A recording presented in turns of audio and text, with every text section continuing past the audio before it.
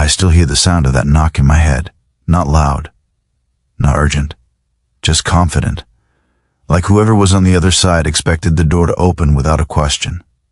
My wife was home alone that afternoon, and if she hadn't trusted her instincts, this story could have ended very differently. She told me later that when she looked through the door camera, she saw a man wearing a dark jacket, a badge clipped to his chest, and a serious look on his face. He said he was with the HOA and needed to check something inside immediately. No appointment, no notice, just authority in his voice. My wife calmly told him she couldn't let him in and asked him to leave the paperwork at the door. That's when his tone changed. He leaned closer to the camera and said he was also working with local law enforcement. He claimed refusal could lead to fines or worse. Still, she said no. She told him to come back with proper notice. That should have been the end of it. Instead, he shoved the door. The force startled her, and when she tried to push it closed, he struck her arm hard enough to leave a bruise. She screamed, slammed the door shut, and locked it. He yelled something about non-compliance and stormed off. When she called me, her voice was shaking. Not panicked, just hurt and angry. That quiet kind of anger that tells you something serious happened. I left work immediately. Before I go any further, if you're into real stories where fake authority figures get exposed and entitlement meets consequences, make sure you hit like and subscribe right now. You're watching Karen Stories Daily, and trust me, this one escalates fast. By the time I got home, the man was gone. But the mark on my wife's arm wasn't. We documented everything. Photos, door camera footage, timestamps. She didn't want revenge. She wanted accountability. I called the HOA. They claimed no one had been sent to our house. That's when I knew this wasn't just some rude HOA employee.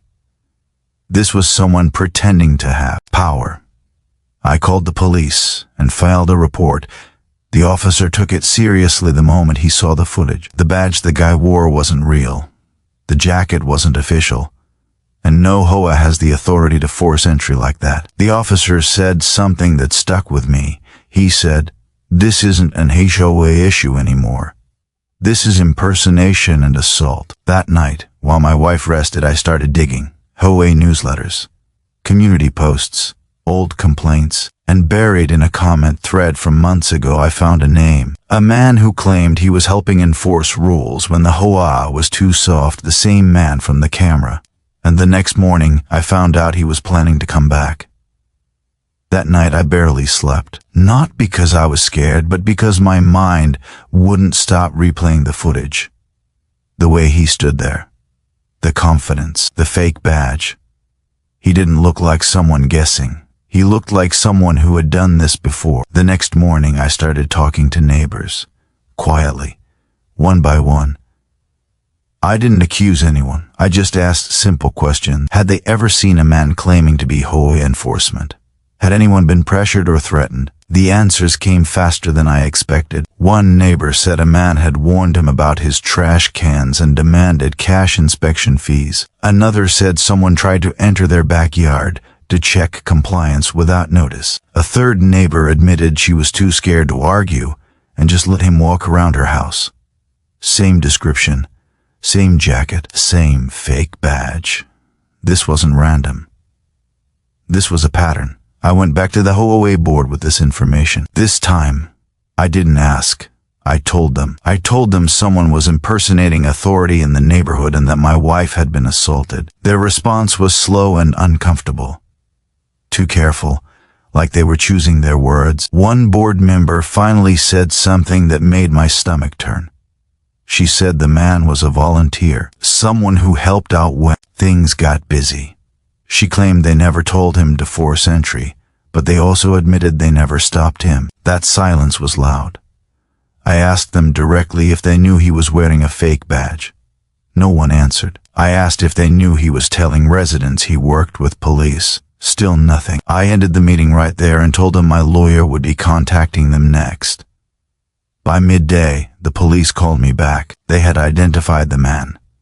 He wasn't law enforcement, never had been. He had a minor criminal history and a long record of complaints for harassment. He lived just outside the HOA neighborhood, but had convinced people he had authority inside it. The officer told me they were issuing a warrant for impersonating an officer and assault. But here's the part that still makes my blood boil. Before the police could get to him, he showed up again. This time I was home. I saw him walking up the driveway through the window. Same jacket. Same badge. Same attitude. My wife froze. I told her to stay inside and lock the door.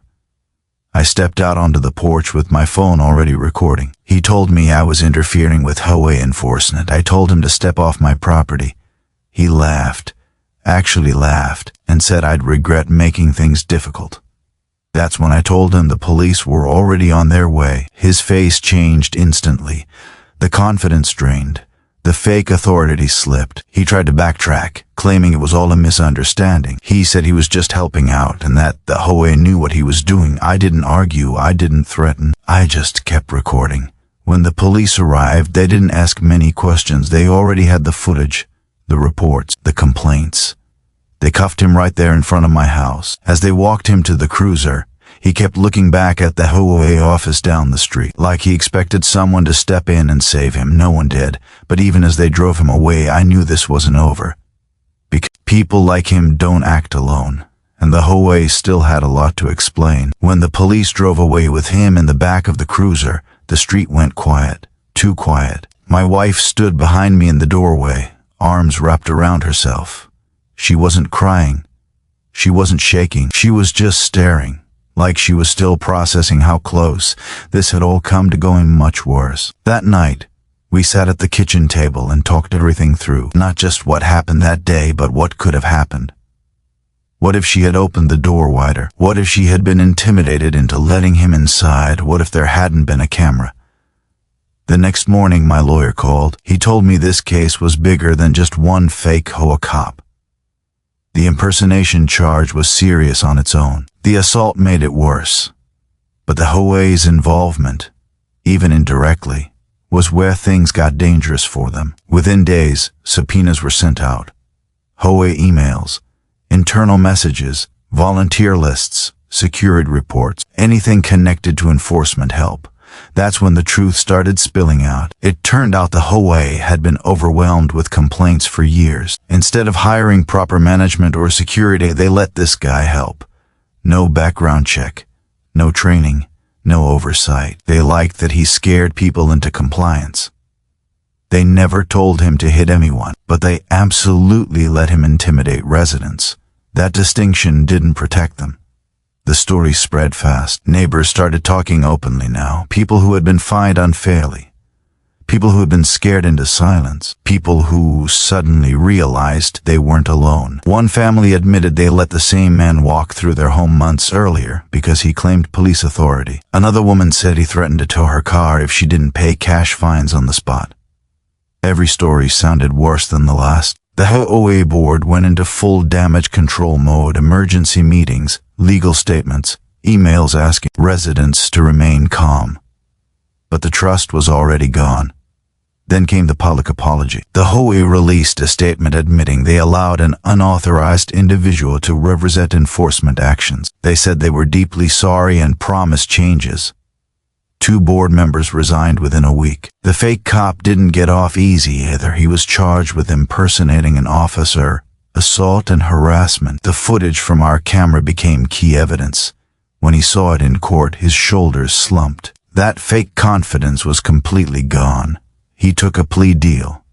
As for us, the civil case followed.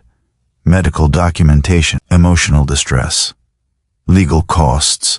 The HOA settled quietly. No trial, no press conference, just checks, signatures, and a non-disclosure. They wanted more than we did. The money wasn't the point. The change was. New HOA management was hired. Clear rules were posted. No volunteers. No surprise visits. No intimidation. Everything had to be documented and scheduled. Neighbors started smiling again. Talking again. Kids played outside without parents watching nervously from windows. My wife healed. The bruise faded.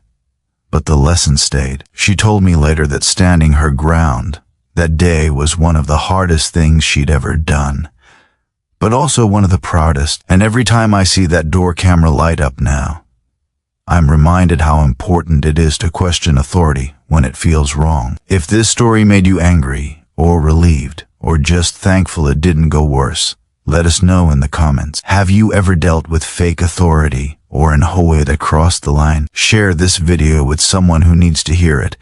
And don't forget to like and subscribe to Karen Stories Daily, where fake power always meets real consequences.